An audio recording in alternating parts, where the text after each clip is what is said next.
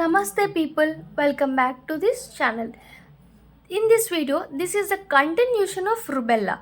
In previous video, I already discussed about the congenital rubellar syndrome. In this, I will discussing about the postnatal rubella. See, congenital means only at the time of birth.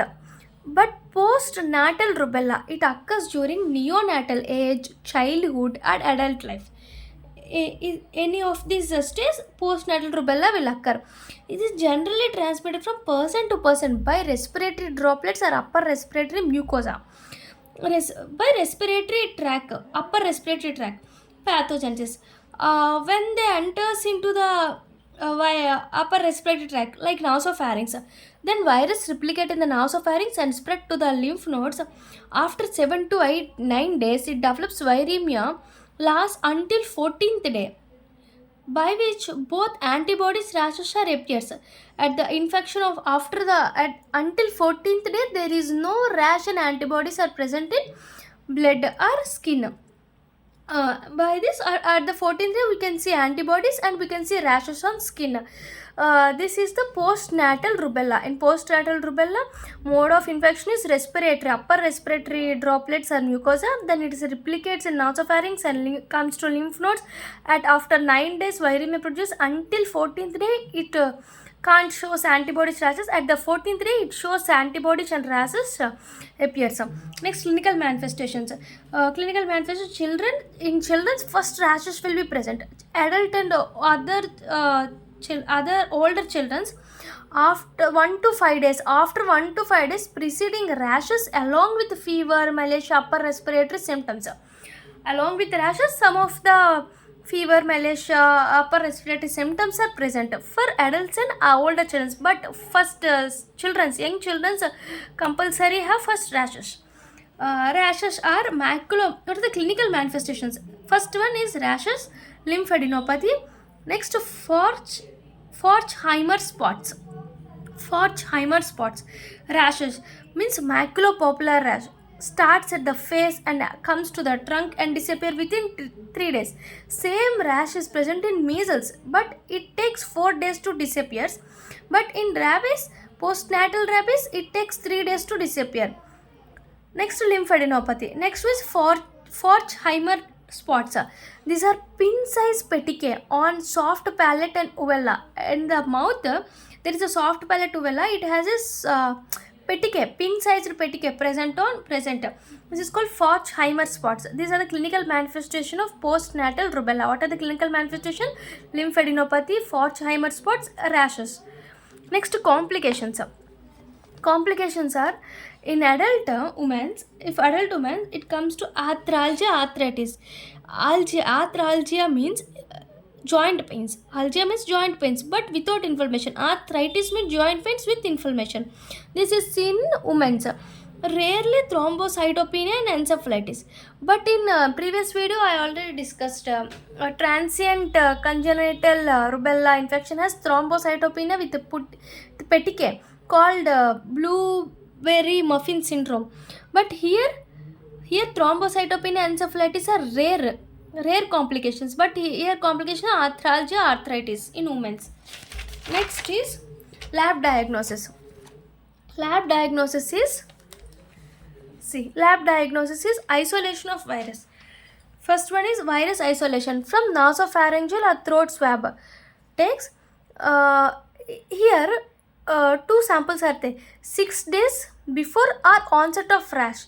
Before rash of 6 days. If you take the before rash of 6 days or onset of rash means 14th day. Take 14th day nasopharyngeal swab or throat swab. And isolation of virus as monkey or rabbit origin cell lines. In previous videos I discussed a monkey or human origin cell lines. Here rabbit has rabbit origin cell lines or shell vial technique. This is the isolation of virus. Next, antibody or serology. Antibody means ELISA, IgM, IgG. IgG avidity test. Differentiate the active infection, passive infection. If IgG avidity test means if there is a more IgG content, it should be the past infection. It is a chronic infection. So IgG is present, it is the IgM is present, it is the acute infection. IgG is present, it is the active infection. So IgG avidity test is to differentiate the acute, means active infection, and past infection. Next one is molecular test or RT-PCR, reverse transcriptase PCR. For viral diagnosis, here molecular test is a real-time PCR. This is a lab diagnosis. What is lab diagnosis? Isolation of virus. Next, antibody detection. Next, molecular test. Next, prevention. Rubella prevention. First, general precautions. Preventions are airborne precautions. Airborne, we should wear mask and sanitize. Like, we should protect from outside environment, like airborne precautions. Next, rubella vaccine. We should use the rubella vaccine. It is a live attenuated vaccine. Same MMR. Both are live attenuated vaccine and both are contraindicated in pregnancies. See, rubella vaccine is live attenuated vaccine. It has a strain called RA27/3 strain. RA27/3 strain. Both MMR both are given it subcutaneously 0.5 ml. In India, first priority for the vaccine is reproductive age of women. Who are the women having reproductive age? Rubella virus should be given for first priority. Next, all children up for 1 to 14 years of age. But in national immunization schedule, RM vaccine should be given in 2 doses. Like 1 year, 9 to 12 months means 1 year, 6 to 24 means 2 years, 1 year and 2 years, same like measles. Next one is precautions. Precautions is it is contraindicated in pregnancy.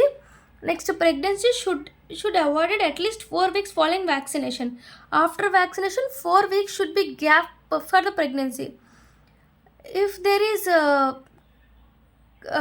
conceive if less than 4 weeks after vaccination, if following vaccination, if less than 4 weeks woman conceive, watch and wait, no immediate termination. Should watch and wait the symptoms in baby and mother. And if infants less than 1 year is not vaccinated because of pre-existing maternal antibodies, already IgG antibodies are present in less than 1 year child, so that the child should not be vaccinated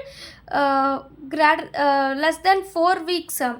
So greater than 4 weeks should be there for pregnancy following vaccination. It does not given in pregnancy. These are the contraindicators. This is the vaccine of rubella. Rubella is live attenuated vaccine, RA27/3 subcutaneous. In India, generally given for first priority for reproductive age, next for all children. In reproductive age, it should be given at least 4 weeks, before 4 weeks following vaccination.